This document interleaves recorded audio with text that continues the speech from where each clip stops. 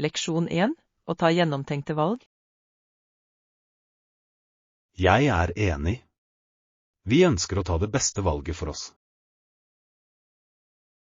Absolutt. Det er viktig å være bevisste på avgjørelsene våre. Hvilke faktorer synes du vi bør vurdere? Først bør vi evaluere våre verdier og prioriteringer. Det er et flott utgangspunkt. Hva verdsetter du mest i livet? Jeg verdsetter personlig vekst og meningsfulle relasjoner. De er essensielle. Jeg tror eventyr og læring er viktig for meg. Eventyr gir virkelig spenning til livet. Hvordan innlemmer du det? Jeg prøver å reise når jeg kan. Det utvider perspektivet mitt. Å reise kan være lærerik. Hva har vært din favorittdestinasjon? Jeg elsket å besøke Japan. Kulturen og kjøkkenet var utrolig. Japan er fascinerende. Jeg skulle gjerne opplevd en dag. Det burde du. Det er en reise fylt med livlige opplevelser. Når vi snakker om erfaringer, hvordan sørger vi for at valgene våre er i samsvar med målene våre? Jeg tror det er avgjørende å sette seg klare mål. Det gir retning. Ja. Mål hjelper oss å holde oss fokuserte og motiverte. Hva med å søke råd fra andre? Er det nyttig? Det kan det være. Å samle ulike perspektiver fører ofte til bedre beslutninger. Jeg er enig. Men vi må også stole på magefølelsen vår. Å stole på oss selv er viktig i beslutningsprosessen. Så bør vi reflektere regelmessig over valgene våre? Absolutt. Regelmessig refleksjon lar oss justere kursene våre. Denne samtalen har vært veldig opplysende. Takk. Leksjon 2. Vente på en venn. Beklager, jeg vet ikke hvor han er. Vet du når han kommer tilbake? Han burde være tilbake om 30 minutter, tror jeg. Det er ikke for lenge å vente. Jeg håper han har det bra.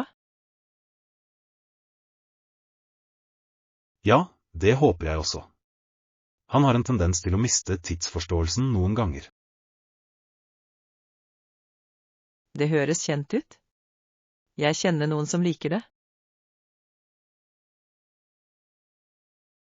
Det kan være morsomt, men det kan også være frustrerende. Ja. Har du sendt ham en melding for å sjekke inn? Jeg gjorde det, men han har ikke svart ennå. Kanskje han sitter fast i trafikken eller noe sånt? Det er en mulighet. Trafikken i London kan være uforutsigbar. Ja, det kan det. Jeg husker at jeg satt fast i over en time en gang. Det er det verste. Venting kan sette alles tålmodighet på prøve. Absolutt. Hva pleier du å gjøre mens du venter? Jeg liker å lese eller bla gjennom telefonen min. Det hjelper å få tiden til å gå. Flott idé. Jeg liker vanligvis å se på folk. Det kan være underholdende å se på folk. Man ser så mange interessante karakterer. Nettopp. I dag har jeg allerede sett en mann med en knallrosa hatt. Det høres herlig ut. Det skulle jeg gjerne sett. Jeg tar et bilde hvis han kommer forbi igjen. Vær så snill og gjør det. Det kan bli en god historie senere. Ja. Jeg skal spørre ham om hatten hvis jeg får sjansen. Det hadde vært gøy. Hatter har ofte interessante historier bak seg. Ja, virkelig. Jeg lurer på hva historien hans er. La oss holde utkikk etter ham mens vi venter. Leksjon 3. Planlegging av et temamiddagsselskap. Det er en flott idé. Kanskje et meksikansk tema ville være perfekt. Det elsker jeg. Tacoe og guacamole blir garantert en hit. Absolutt. Tenk nå på hvor mange gjester vi bør invitere. Jeg tror det å invitere rundt 8 personer ville skapt en koselig atmosfære. Det høres ideelt ut. Det gir rom for god samtale og moro. Ja. Vi kan sette opp en tacobar slik at alle kan tilpasse måltidene sine. Det er en fantastisk idé. Det gir middagen et interaktivt element. I tillegg kan vi inkludere noen tradisjonelle meksikanske drinker, som horchata. Jeg kan nesten smake det. Vi burde også ha litt festlig pynt. Ja. Fargerike duker og papir picado ville skapt en livlig atmosfære. Og vi kan ikke glemme musikken. Noen livlige mariachi-melodier setter stemningen. Nettopp. Musikk forbedrer alltid matopplevelsen. Burde vi også vurdere en morsom aktivitet etter middag? Flott tanke. Kanskje et lotterispill kunne vært hyggelig. Det hadde vært perfekt. Det kan involvere alle og gjøre det enda morsommere. Jeg blir spent bare ved tanken. Jeg også. Denne middagsselskapet kommer til å bli uforglemmelig. La oss lage en liste over ingredienser og pynt vi trenger. Ja. Jeg skal ordne handlelisten. Og jeg skal ta meg av dekorasjonene og spillelisten.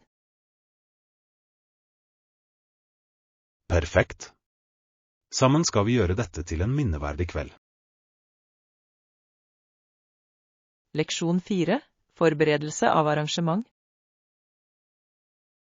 Dette arrangementet kommer til å bli fantastisk. Er det noe annet vi bør være forberedt på? Det er et godt spørsmål. Jeg tror vi trenger en sjekkliste for å sikre at vi ikke går glipp av noe. En sjekkliste høres perfekt ut. Hvilke punkter bør vi ta med først? Vi bør starte med oppsettet av lokalet. Det må være innbydende. Ja. Belysning og dekorasjoner kan skape en varm atmosfære. Absolutt. Hva med sitteplasser? Vi må sørge for at det er nok sitteplasser til alle. Godt poeng. Det er avgjørende for gjestenes komfort. Bør vi også vurdere forfriskninger? Ja. Å tilby snacks og drikke vil holde alle energiske. Det kan jeg hjelpe med. Jeg har noen gode ideer til fingermat. Fantastisk. Fingermat er alltid en hit på arrangementer. Hva med programmet eller timeplanen for dagen? Vi må legge frem en oversikt over aktivitetene slik at alle vet hva de kan forvente. Jeg skal lage en enkel agenda. Det vil holde ting organisert. Perfekt. Vi vil at alt skal flyte knirkefritt. Bør vi forberede oss på eventuelle utfordringer? Ja. Det er lurt å ha en reserveplan for uforutsette situasjoner. Det er sant. Fleksibilitet er nøkkelen under arrangementer. Nettopp. La oss også sørge for at vi har kontaktinformasjon til leverandører. Flott idé. Kommunikasjon er viktig for koordinering. Jeg føler meg mer trygg på dette arrangementet med din hjelp. Takk. Sammen skal vi gjøre dette til en minneverdig opplevelse. Leksjon 5. Tilpasse kreasjonene dine. Det høres fint ut. Hvordan kan jeg gjøre det? Du kan tilpasse krus, t-skjorter eller til og med vesker. Seriøst? Jeg visste ikke at tilpasning var så allsidig. Ja. Det er så mange alternativer å velge mellom. Hva synes du ville vært et flott krusdesign? Kanskje et morsomt sitat eller et personlig bilde ville være perfekt. Jeg elsker den ideen. Et morsomt sitat kan lyse opp dagen til hvem som helst. Nettopp. Det gir et personlig preg som gjør det spesielt. Hva med t-skjorter? Hvilke design foreslår du til dem? Du kan bruke sterke farger og dristig grafikk. Det høres spennende ut. Jeg ville likt å bruke noe unikt. Alle elsker en samtalestarter på klærne sine. Sant. Det kan føre til interessante diskusjoner. Og handlevesker er praktiske. Du kan også tilpasse dem. Hva ville du hatt på en handleveske? Jeg kan velge design som fremmer bærekraft eller vennlighet. Det er en flott idé. Det ville spre et positivt budskap. Ja. I tillegg oppmuntrer det andre til å tenke over valgene sine. Har du noen spesifikke verktøy for å tilpasse disse elementene? Ja. Du kan bruke tekstilmaling, varmeoverføringsvinyl eller til og med digitaltrykk. Det høres håndterbart ut. Jeg kan prøve noen av de teknikkene. Det burde du. Det kan være veldig givende å skape noe selv. Jeg gleder meg til å begynne å designe. Hva bør jeg lage først? Kanskje begynn med et krus, siden det er enkelt og morsomt. Flott forslag. Jeg skal la kreativiteten løpe fritt. Leksjon 6. Det uerfarne mannskapet. Det er fascinerende å lære hvor mange marinemannskaper i stor grad besto av uerfarne unge menn. Ja, det er overraskende. De hadde lite trening før de ble sendt ut. Nettopp. Dette førte ofte til utfordringer under oppdrag. Hva var noen av konsekvensene av å ha så uerfarne mannskaper? Vel, det var ofte forvirring og mangel på lederskap om bord på skipet. Det må ha gjort ting vanskelig i kritiske øyeblikk. Ja, det var sant. Og siden det ikke var plass til soldater eller marinesoldater på skipet, måtte de unge mennene tilpasse seg raskt. Hvordan klarte de å takle et slikt press? Mange stolte på instinktene sine og lærte av de mer erfarne sjømennene. Det er interessant. Fikk de noe trening da de var til sjøs? Noen gjorde det, men det var ofte minimalt. De måtte lære på jobb. Det høres risikabelt ut. Var det noen bemerkelsesverdige hendelser som skjedde? Ja, det var flere tilfeller av skip som var uforberedte til kamp.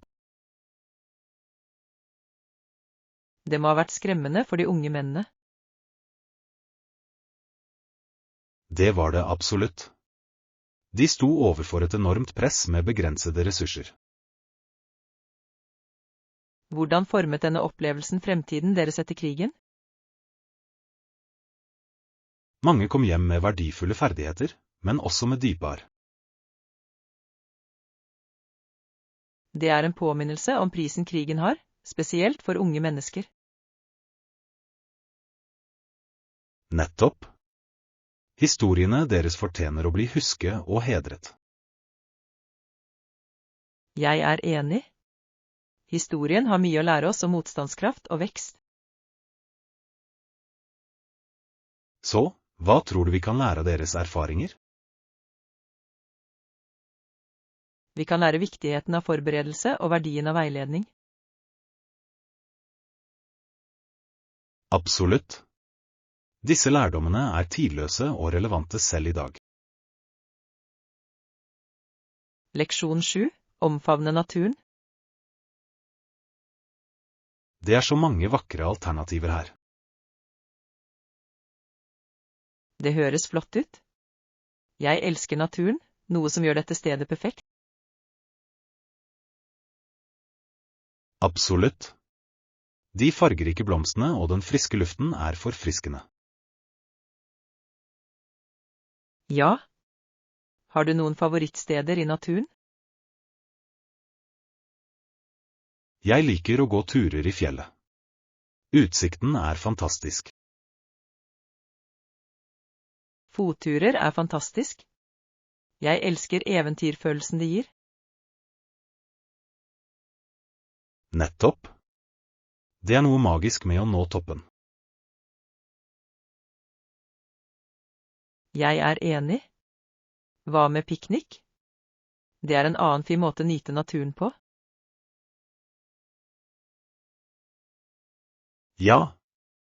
En piknik i en park kan være så avslappende. Vi burde planlegge en piknik snart.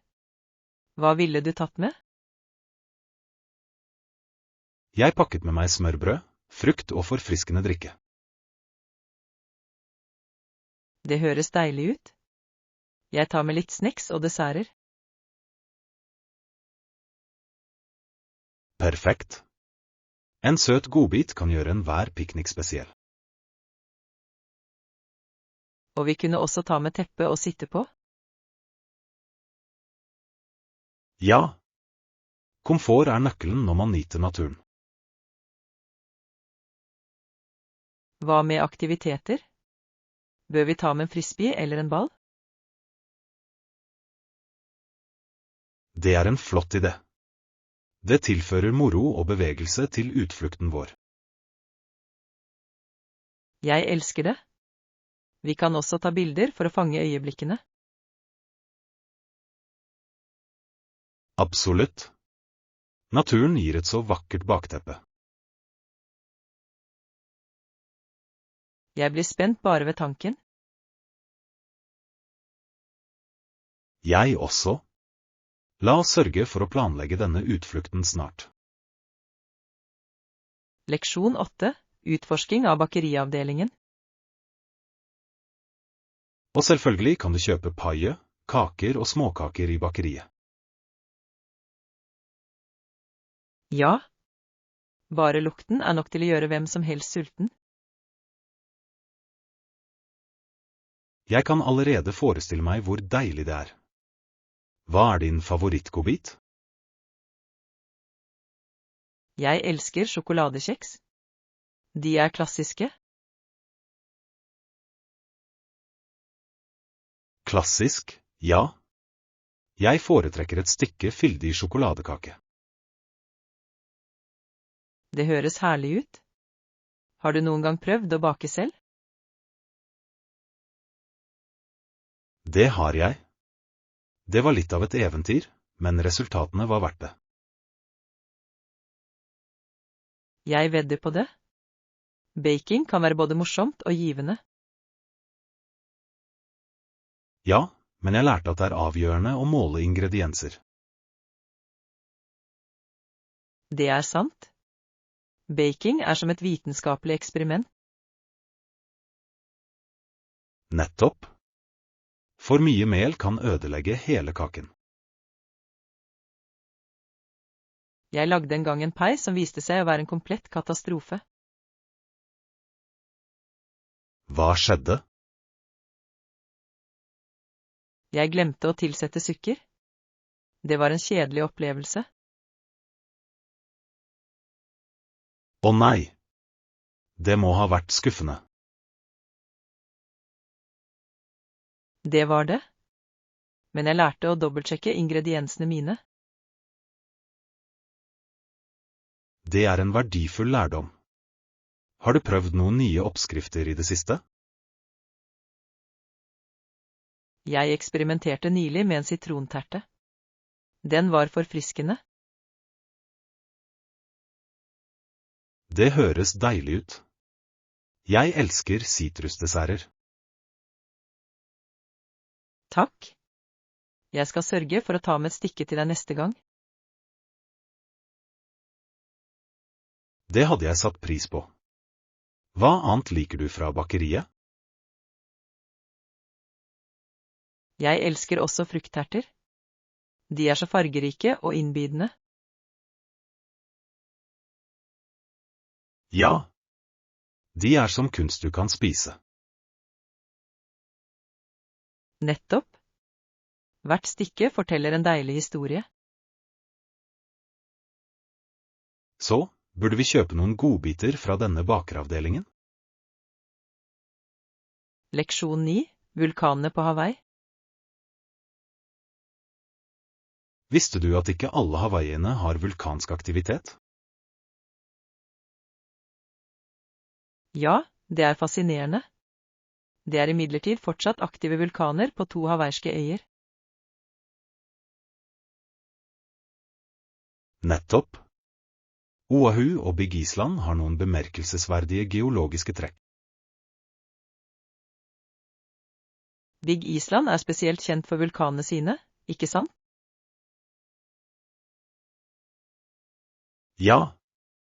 Mauna Loa og Kilauea er 2 av de mest aktive vulkanene i verden. Det er utrolig hvor mye de former landskapet på øya. Ja, det er sant.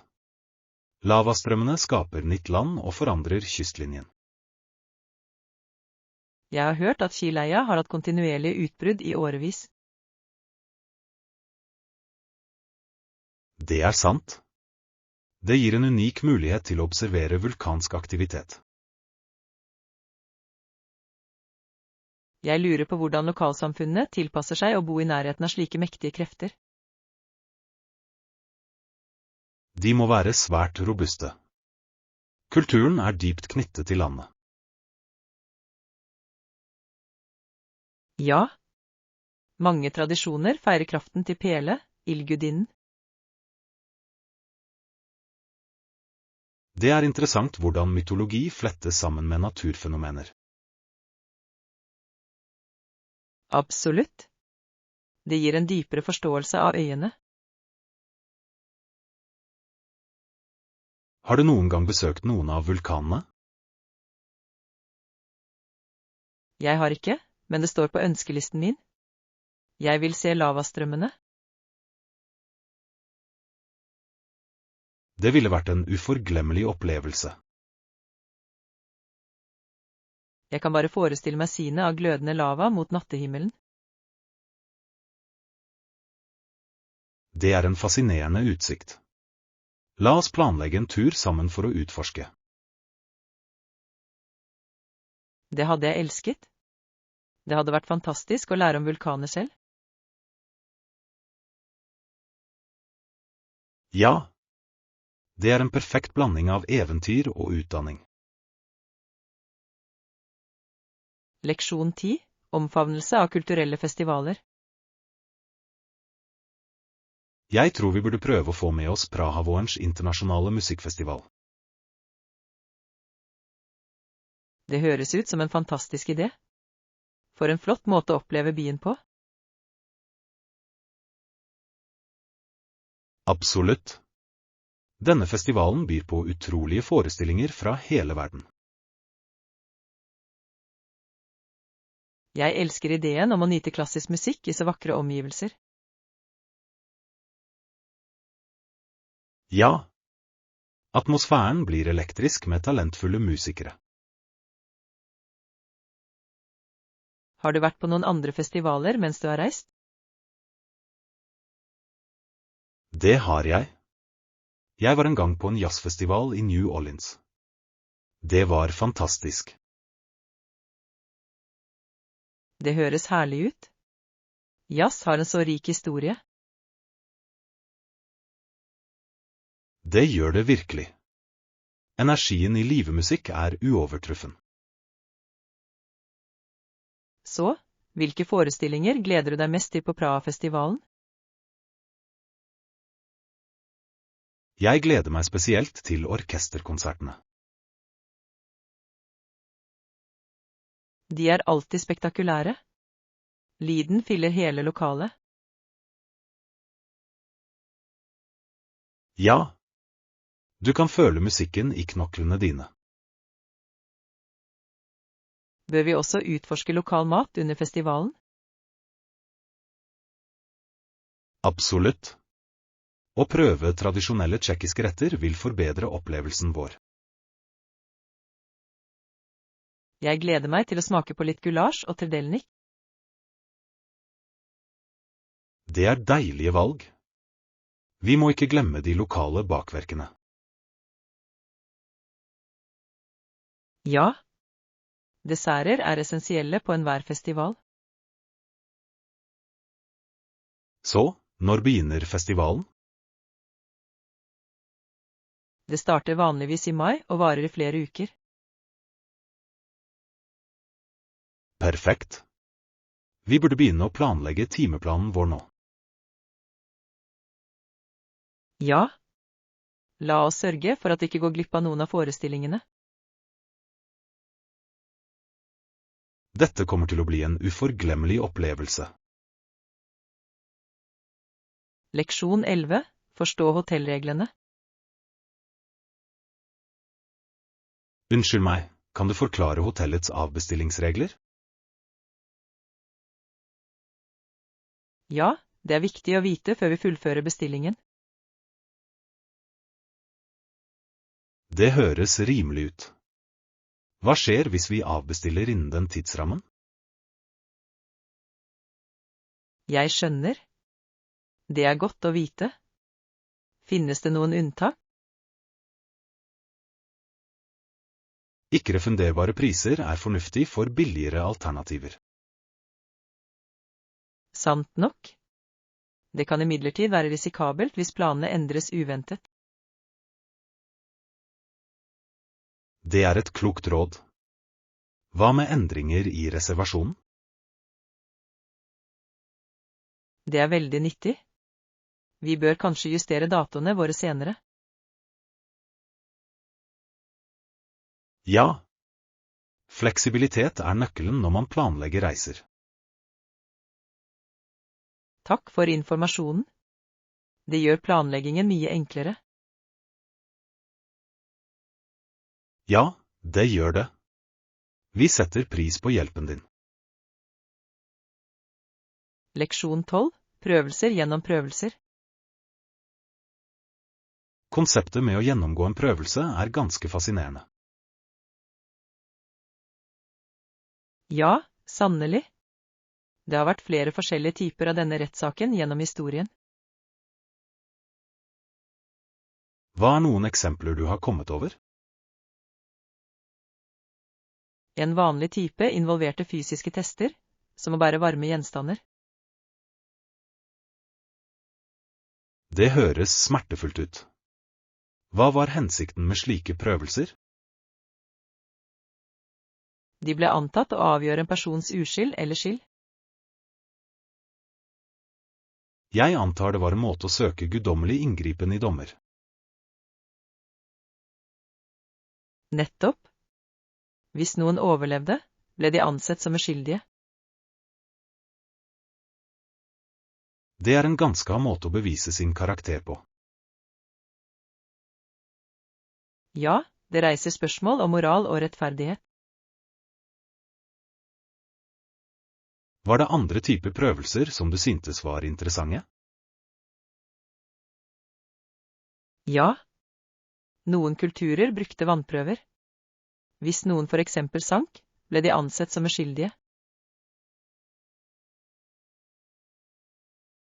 Så merkelig.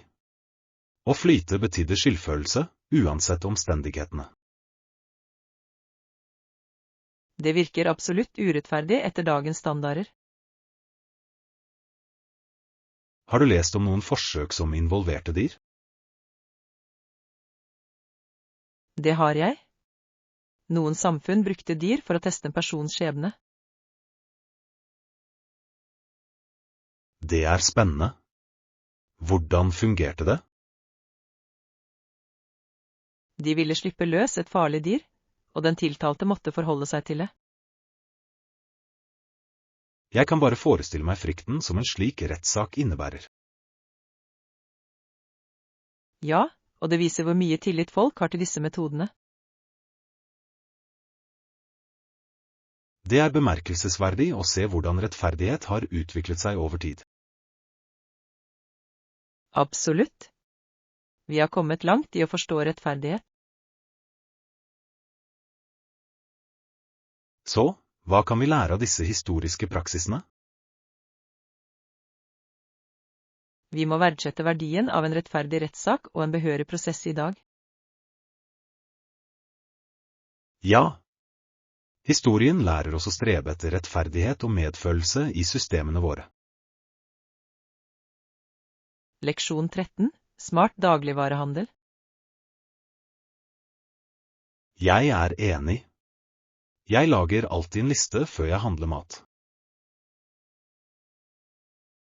Det er en smart tilnærming. Det hjelper å holde fokus og unngå impulskjøp. Nettopp. Uten en liste pleier jeg å kjøpe ting jeg egentlig ikke trenger. Samme her. Jeg kom hjem med 3 typer ost og ikke noe brød engang. 3 typer ost? Det er en seriøs osteforpliktelse.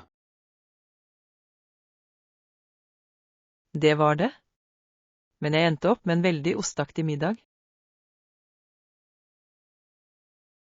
Du hadde det minste et tema for måltidet ditt. Hva annet har du med på listen din? Jeg pleier å skrive ned viktige ting, som frukt og grønnsaker. Godt valg. Ferske råvarer er viktig for et sunt kosthold. Ja. Jeg prøver også å inkludere noen snacks for uken. Smart.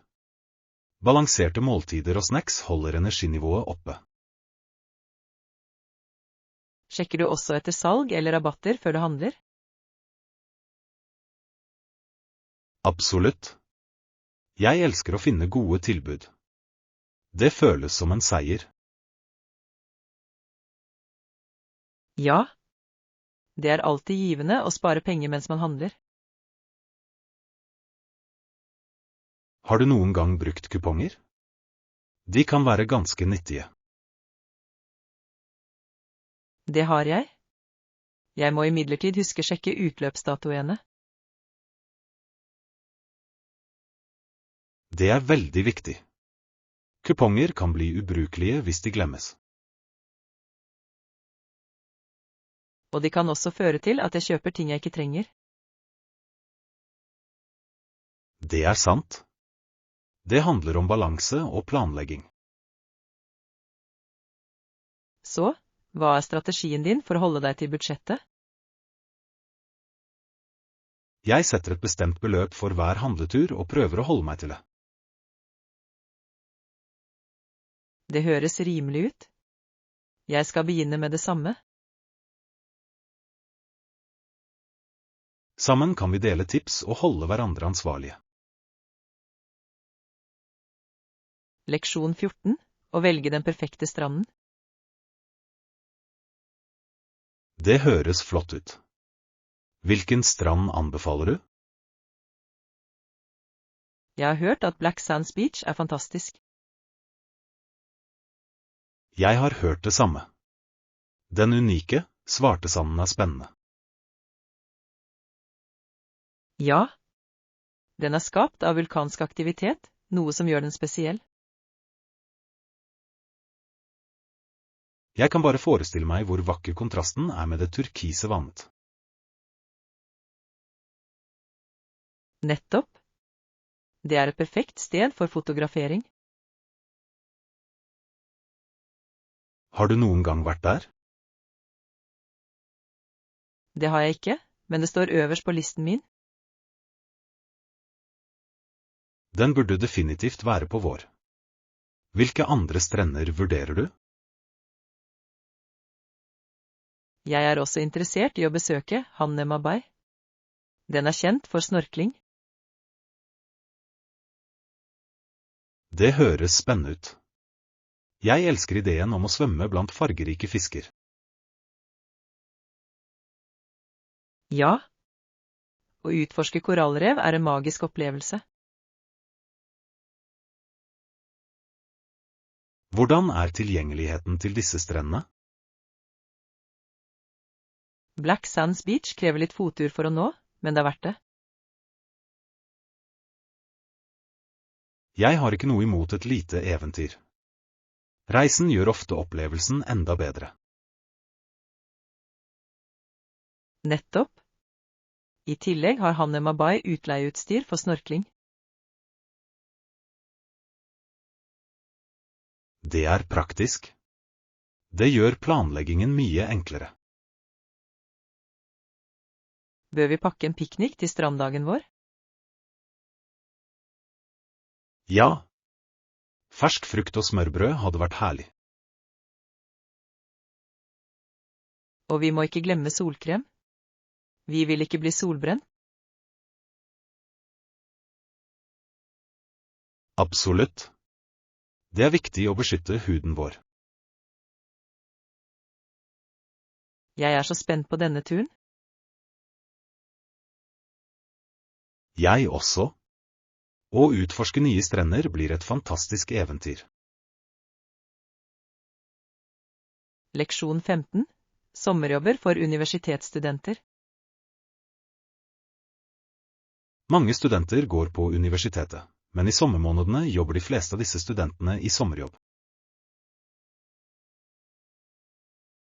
Ja, det er sant. Sommerjobber kan være en fin måte å få erfaring på. Nettopp. Hva slags sommerjobb vurderer du? Jeg vurderer å jobbe i en lokal bokhandel. Det høres hyggelig ut. Det høres jo herlig ut. Du ville vært omgitt av bøker hele dagen. Ja. I tillegg kunne jeg hjelpe kunder med å finne sin neste gode bok. Tror du at du får tid til å lese mens du jobber? Jeg håper det.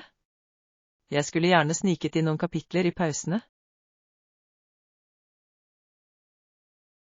Det er en god plan. Har du jobbet i detaljhandelen før? Jeg har ikke det, men jeg gleder meg til å lære. Detaljhandel kan være utfordrende, men det kan også være morsomt.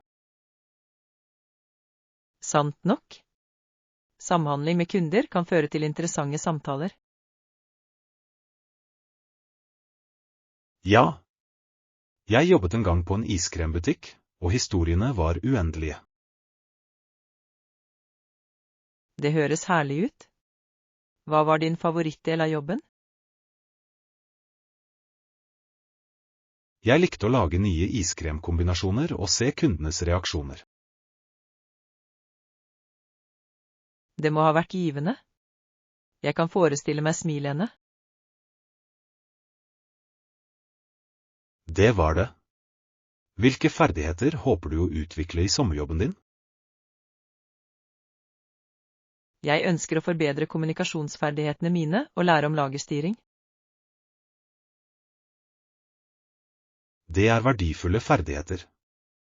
De vil være til stor nytte for deg i fremtiden. Jeg håper det. Hva med deg? Har du planer om sommerjobb? Jeg vurderer et praksisplass relatert til mitt fagfelt. Det er fantastisk. Praksisplasser kan gi gode muligheter for nettverksbygging. Ja. Jeg tror det er et viktig skritt mot karrieren min. Vi har begge en spennende sommer foran oss. Ja, sannelig. La oss få mest mulig ut av sommeropplevelsene våre. Leksjon 16. Feiring av tradisjoner. Under feiringen spiller vi tradisjonelle selskapsleker, ikke sant? Ja. Det gjør festlighetene så mye morsommere. Hva er favorittspillet ditt å spille på disse samlingene? Jeg elsker å spille stollespill. Det er alltid underholdende å se på. Stoler kan bli ganske konkurransepreget. Jeg husker sist jeg spilte. Vant du? Det gjorde jeg. Men det var nære på. Jeg holdt på å falle. Det høres hysterisk morsomt ut. Jeg ville betalt for å se det. Ansiktsuttrykket mitt var uvurderlig. Hvilke andre aktiviteter liker du? Jeg liker også historiefortelling. Det er berikende å dele historier fra kulturen vår. Absolutt. Det holder tradisjonene våre levende og knytter oss til røttene våre. Har du en favoritthistorie du liker å dele? Ja, det er en om en smart kanin som overlister en løve. Det høres spennende ut. Jeg elsker historier med smarte dyr. De lærer oss ofte verdifulle ting, ikke sant? Ja. Humor blandet med visdom gir minneverdige historier. Hva med mat? Har du en favorittrett som serveres under feiringer? Jeg elsker den tradisjonelle risgrøten. Den er deilig og trøstende. Risengrøt er en klassiker. Jeg liker krydderne som tilsettes.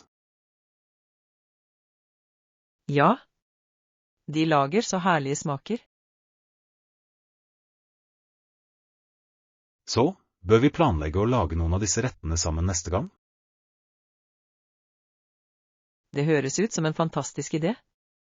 Det er alltid gøy å lage mat sammen. Vi kan til og med invitere venner med på matlagingsselskap.